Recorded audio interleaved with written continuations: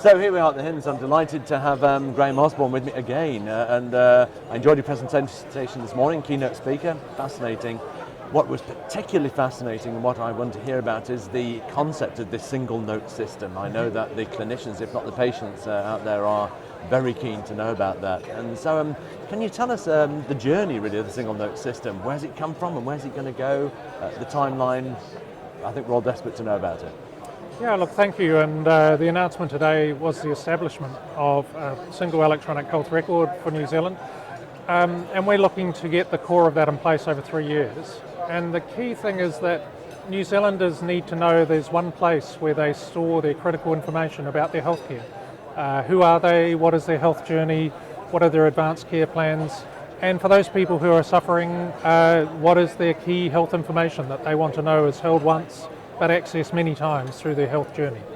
I think what I personally see is patients come and sit in front of me, they look at my computer screen and instantly assume that anything has ever happened to them in the last 50 years is accessible by one click on that computer screen. They're amazingly disappointed to discover they're in hospital last week and I don't know about it yet. So at what stage are we going to have that dream come true for the patient in front of me? So in some parts of New Zealand we already have that, and I guess it's one of the frustrations for the IT board is while we've seen a lot of good progress, it's been patchy throughout New Zealand. So what barriers are there to getting to where we need to get to? Do you know, the most important thing to solve is that chairs and boards of district health boards need to commit to a single electronic health environment for their consumers and for their communities. Then hold their CEOs accountable to invest, and then hold their CMOs, clinical leaders and IT people to solve it. But I guess what we announced today is that's not quite enough. So as well as that, we've agreed that there will be one set of information for critical aspects of people's care in this single electronic health record. And all the other systems in the health sector will need to connect to that single system and use the data that's there.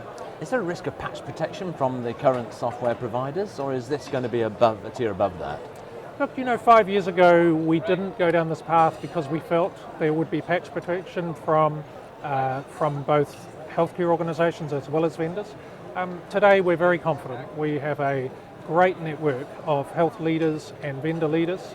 There will be challenges along the way, but we don't think there'll be substantive barriers to getting this government priority in place. I think for health providers it's particularly exciting. I suspect for some patients it'd be quite scary, and the privacy issues in particular I think would be worrying. If any consumers are listening to you and I talk, what reassurance would you give to them that this single notes thing is not going to be accessible to everybody and their personal information will remain personal? So it's very important to us that we make sure we bring our consumers with us on this journey.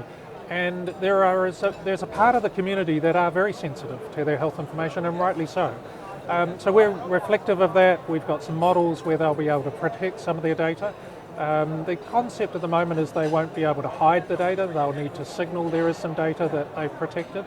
And then people who want to access that data, clinicians would need to have a very good reason and write that reason down before they would do it. Like a break the glass sort of thing. Yeah, break the glass. And we've looked around the world and there's been lots of different models tried, but the most critical one is clinicians must know there is data hidden. If clinicians don't know that, then they can get themselves into some very tricky positions. And is this an expensive project passed on to the consumer or passed on to the provider, or who's going to pay for it at the end of the day? Look, New Zealand's got a wonderful funding model for health, which is based on the population and spread out through the ministry and DHBs. There is going to be some new money. Those things will come after the design phase. We want to actually work out what we want, and then we'll look at the investment model. And in normal government speak, that's going to happen in a budget in 16 or 17 and future years. The critical moment right now to get the money to flow is to make sure we design a very smart solution that ministers and DGs and chief executives can get behind. And we heard earlier on from a different speaker, there's a 3-year timeline on this, give or take an inch. And so are you going to see that through, do you think? Absolutely. Good on you. I've got the best job in the country. And you've been in it for 5 years, and I've enjoyed following for that 5 years. Graham, I really appreciate the time you spent today. That is great, and we'll follow the next 3 years with real excitement. And hopefully I'll catch you again. Take care. Thank you. Cheers.